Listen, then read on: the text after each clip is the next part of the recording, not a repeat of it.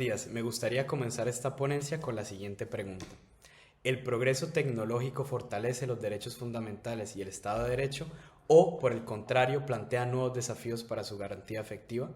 Bueno, es importante saber que en el mundo jurídico, los abogados, juristas que leen e interpretan el derecho reciben con cierta cautela las innovaciones tecnológicas. ¿Pero por qué? Bueno, el derecho se construye sobre la base de la estabilidad, previsibilidad y la confianza en la actuación del poder público. Esto es posible gracias a principios constitucionales esenciales, como lo son el principio de la seguridad jurídica y de la legalidad, que finalmente son los pilares que construyen nuestras sociedades democráticas, ¿no? Que abordaré rápidamente. El principio de seguridad jurídica implica que los ciudadanos puedan prever de forma razonable las consecuencias de sus actos. Es decir, este principio exige normas claras, estables y accesibles, así como decisiones públicas que sean coherentes y previsibles.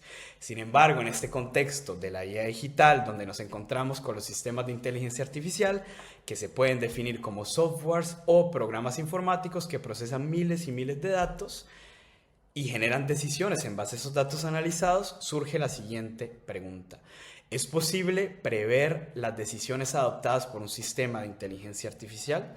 Bueno, los sistemas de inteligencia artificial no son completamente deterministas, es decir, no siempre producen el mismo resultado siguiendo una norma clara y previsible.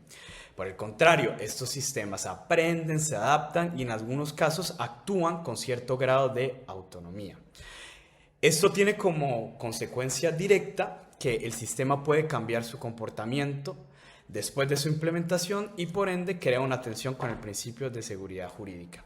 En segundo lugar, tenemos el principio de legalidad que exige que toda actuación del poder público esté sometida por la ley y así evitar la arbitrariedad, ¿no?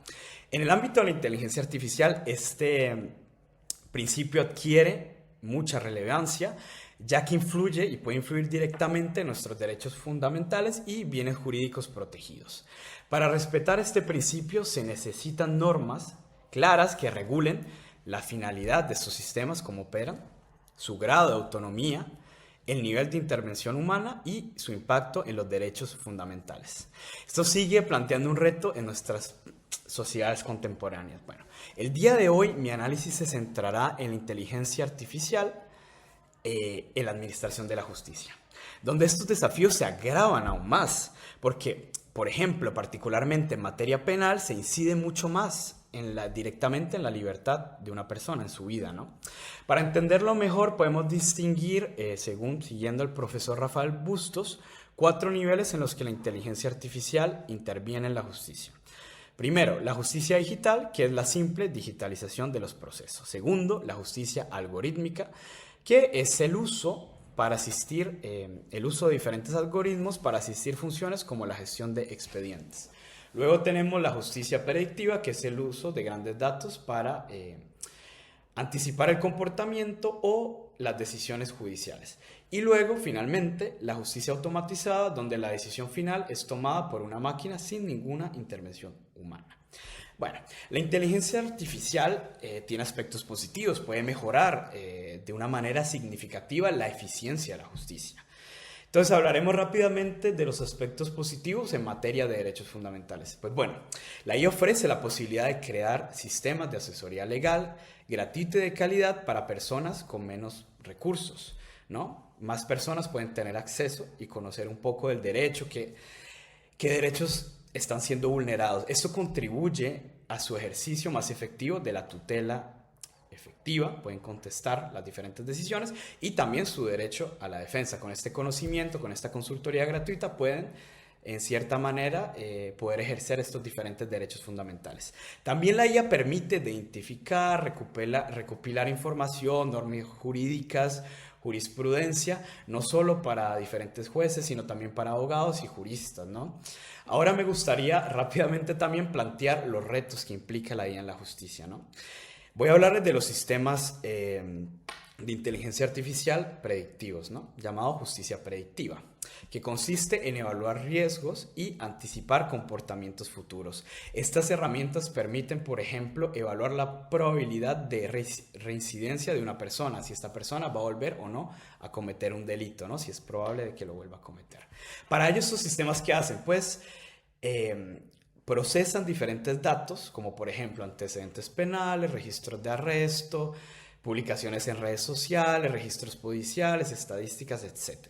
Un ejemplo de esto es el famoso caso State versus Loomis de 2016 en Estados Unidos. En este caso, el estado de Wisconsin acusó a Loomis de 5 cargos penales relacionados con un tiroteo perpetrado desde un vehículo de la ciudad de La Cruz. En este caso, el tribunal utilizó un sistema algorítmico llamado Compass, que era en la época un algoritmo diseñado para evaluar el riesgo de reincidencia de las personas, ¿no? Y considerarlas de alto riesgo, ¿no? Este algoritmo analizaba diferentes variables, en este caso en específico, si no estoy mal, más de 130 variables para finalmente tomar una decisión de si la persona se considera de alto riesgo o no. Finalmente, Loomis fue condenado a 5 años de prisión. Sin embargo, claro, el acusado argumentó que el uso de este algoritmo vulneraba sus garantías procesales, ya que la metodología de cómo este algoritmo Compass llegó a estos resultados era un secreto comercial, por lo cual no se podía cuestionar los criterios utilizados ni impugnar la forma en que se calculó esta puntuación de riesgo. Esto plantea varios problemas de propiedad intelectual porque muchos de estos algoritmos están protegidos por secretos comerciales. Entonces aquí podemos ver que no hay transparencia, ¿no? No solo en este caso para Loomis, sino también para sus abogados y en ciertos casos para los jueces que no tienen acceso a estos códigos, ¿no? En segundo lugar, tenemos el problema de la caja negra o llamado efecto black box. Aquí, ¿qué pasa? Es cuando sí tenemos acceso a esa información, pero no podemos entenderla.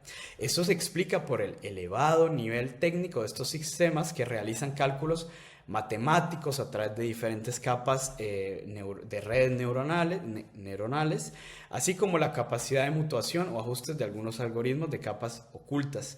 Esto pues lleva finalmente a que el contenido sea totalmente inaccesible y no se pueda comprender ni siquiera por personas que son expertos en el tema de sistemas de inteligencia artificial. Entonces aquí me gustaría plantearle la siguiente pregunta. ¿Puede hablarse de un verdadero derecho de defensa si la persona no puede comprender ni cuestionar los fundamentos de la decisión que la afecta?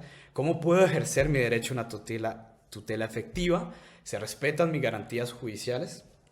Bueno, este tipo de sistemas no solo son difíciles de acceder, también contienen algo llamado sesgos. Contienen sesgos en sus datos. Pero, ¿qué son los sesgos? Bueno, los sesgos pueden entenderse como una inclinación que favorece o perjudica a una persona. Existen sesgos que son, por ejemplo, intencionales. Por ejemplo, cuando se pretende equilibrar los datos de una muestra, o sesgos que pueden generar resultados discriminatorios e injustos. Se les llaman sesgos injustos, cuyos efectos perjudican directamente a las personas, ¿no?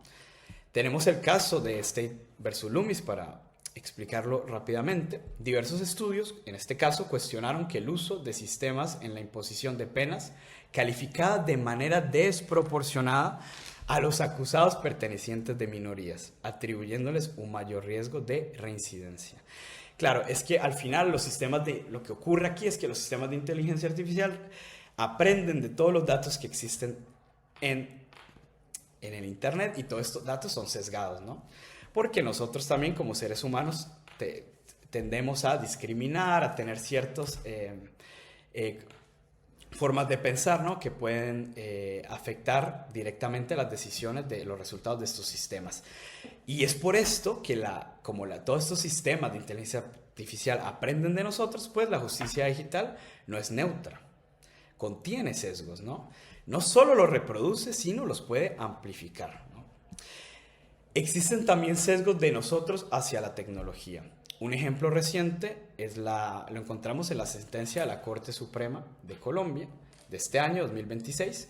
En este caso, un abogado citó normas y precedentes inexistentes generados por la famosa IA generativa y no los verificó.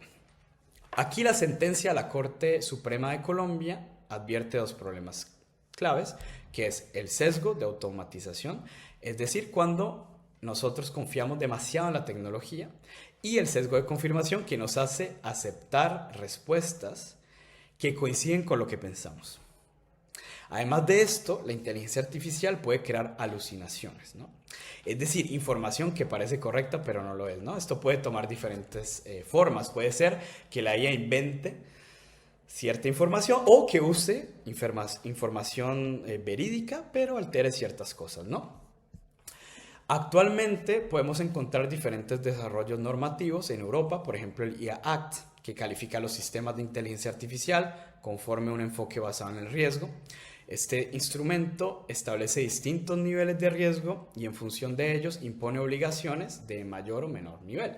También tenemos el Convenio Marco de Inteligencia Artificial del Consejo de Europa, que establece estándares y obligaciones destinados a fortalecer los derechos humanos, la democracia y el Estado de Derecho. Bueno, como conclusión, la inteligencia artificial puede mejorar la eficiencia judicial, pero debe basarse en la transparencia, la explicabilidad y la supervisión humana efectiva.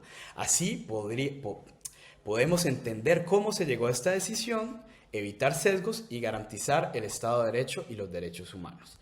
En última instancia, la justicia sigue siendo una institución profundamente humana.